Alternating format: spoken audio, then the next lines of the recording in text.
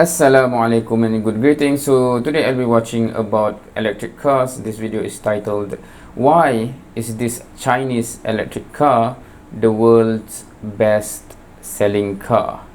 So I'm not familiar with what actually is the model that is the best selling electric vehicle.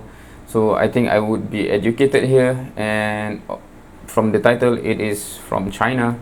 So without further ado, let's watch. At the beginning of 2021, Tesla Model 3 lost its leadership among the best-selling electric vehicles in the world. In this ranking, it had to give way to the small Chinese hatchback Wuling Hongguang Mini EV, which in just a few months managed to gather a whole army of loyal fans in its homeland. Now, how did that happen? We will tell you in this review. Okay, so if it secured that, top-selling car by only selling in China, first and foremost, because China is such a huge market, and already, meaning EV is making an inroad in China unlike any other place. So you do not need to even export to even become the most selling car, right? For EV, for China's model, right? So that's one thing in terms of, yeah. And secondly, I think just by looking at it, I think it's because of the price. The price point should be low enough that it can be purchased by many.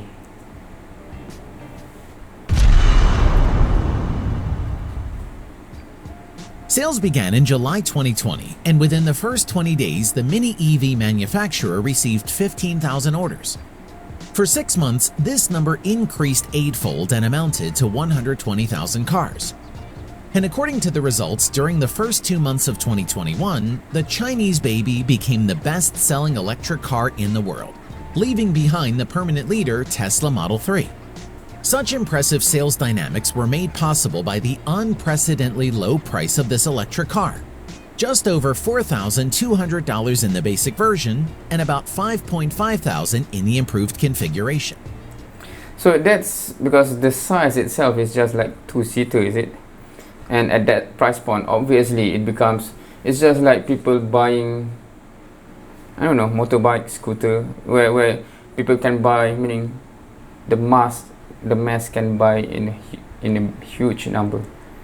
For comparison, the price of the Tesla Model 3 in the domestic car market in China is about $42,000, which is 10 times more expensive than the Mini EV. But did the price only provoke explosive interest in the Mini EV in the Middle Kingdom? In fact, there are several reasons. First, because the Chinese had the opportunity to buy either expensive models of electric cars or super cheap electro capsules. At a price of about $1,000 to $1,500, they did not need a driver's license. The budget niche of electric cars was not represented by anything worthy, and the Mini EV was finally offered. Not surprisingly, middle-income Chinese and young people started buying this car in masses. Secondly, for more than 10 years in China, there has been an active campaign to popularize electric vehicles. Since 2010, the government has provided subsidies to buyers of green vehicles. Although the program has gradually phased out over the years, the Chinese have already accepted that electric cars are not exotic, but convenient as well as economical. Thus, in the country, there are state benefits for the purchase of electric vehicles on credit. Discounts are being actively introduced for the payment of parking lots and road tolls. The Mini EV falls under all of these programs. Thirdly, residents of Chinese megalopolises have long shown a demand for a cheap electric car, which gives an opportunity to comfortably move through city traffic jams and park in a minimal area. The Mini EV was finally able to satisfy the needs of the motorists who do not care about high speed and special comfort, but need maneuverability, compactness, and a sense of their own space in the city traffic of people and cars. Yeah, it is very convenient for parking issue, right? Because I think when I was in Paris, in the central Paris area, people like park everywhere, and it is very much an advantage for this kind of car that can easily find spot to park. So in that, I think in China that has a lot of big cities like that. So it would be super convenient. And yet, how exactly did the Mini EV maker manage to get into the heart of Chinese motorists so deftly? The angular, if not clumsy appearance of this kid, reminiscent of Japanese K-cars with a characteristic cubic design, played. With a length of 2.9 meters and a width of 1.5 meters, the Mini EV really looks like a cube from a children's... Wait, it is a four-seater? Is it? I thought can people fit in the back because it's a width of 1.5 meters. The Mini EV really looks like a cube from a children's construction set, to which miniature wheels are attached. The technical equipment is quite consistent with this appearance. The 13 kilowatt electric motor produces only 17.4 horsepower and provides a maximum speed of up to 100 kilometers per hour. Very modest, but in busy Chinese metropolises, it is not often possible to accelerate even to 50. Despite its apparent simplicity, the Mini EV can hardly be called a primitive minicar. The manufacturer did not equip the electric car with steering wheel adjustments, a glove compartment, or rear seats with head restraints. The trunk of a car is more like a mini safe. Nevertheless, the car is equipped with such useful options as ABS, wheel pressure sensors, rear parking sensor, power windows, a stereo system, and even air conditioning, albeit very, very weak. The most technological element of the Mini EV is the intelligent control system and preheating of the battery at low temperatures. The manufacturer made sure that the battery status can be monitored in a special mobile application from a smartphone. It is important to note that the battery itself is very low power. The charge is designed for a distance of up to 120 kilometers in the basic version and up to 170 kilometers in the top-end configuration. However, in the mode of urban operation, it is no longer necessary, especially when you consider that the electric car can be charged from an outlet in your own garage or at one of the charging stations that are ubiquitous in Chinese cities.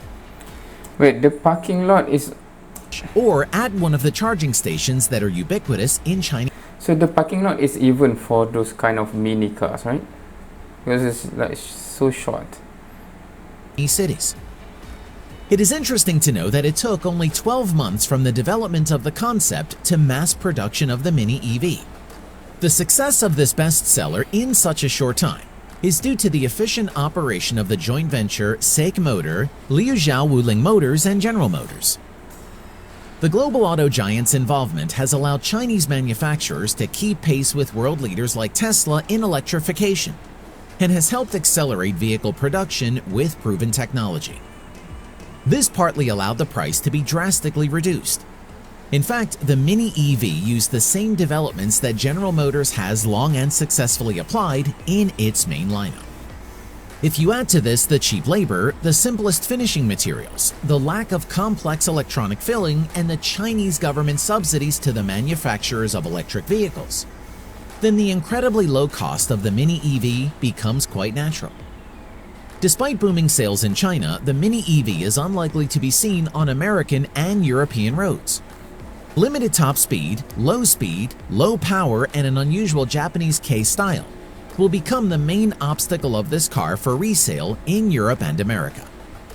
In China, where thousands of queues lined up behind this mini car from the first day, the Mini EV will certainly continue to break records.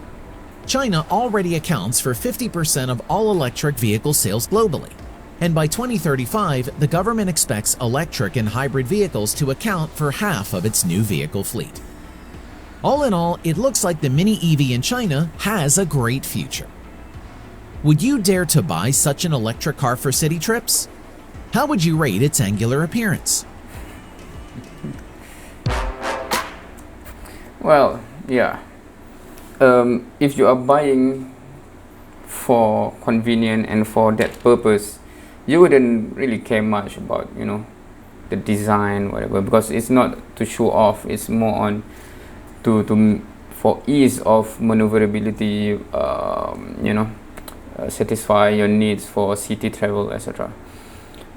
So interesting. And of course, yeah, evidently, because China is a huge market, and secondly, with the government effort to make electric vehicle mainstream, so naturally any model that they come up with from China can become like biggest selling EV in the world just by selling within China, right? So that's the reality. I'm not sure what country will catch up with China with regard to electric vehicle in terms of the magnitude. But anyway, so that is interesting. I'm not sure whether this kind of vehicle can sell a lot in Malaysia, but back then we have Kalisa. I think it sells quite good, Kanchan and Kalisa, because it's very light. It's so meaning that the engine capacity needed, etc., it is sufficient to have a lower spec, and it can still reach like 100 km per hour, which is sufficient enough. And even I think in such a light vehicle, even at that speed, it's almost feeling like you're nearly flying, right? Let alone a safety issue, if at that speed, even if anything accident happen. But anyway, so that is basically why the Chinese electric car is the world's best selling car. So with that, thank you for watching. See you next time.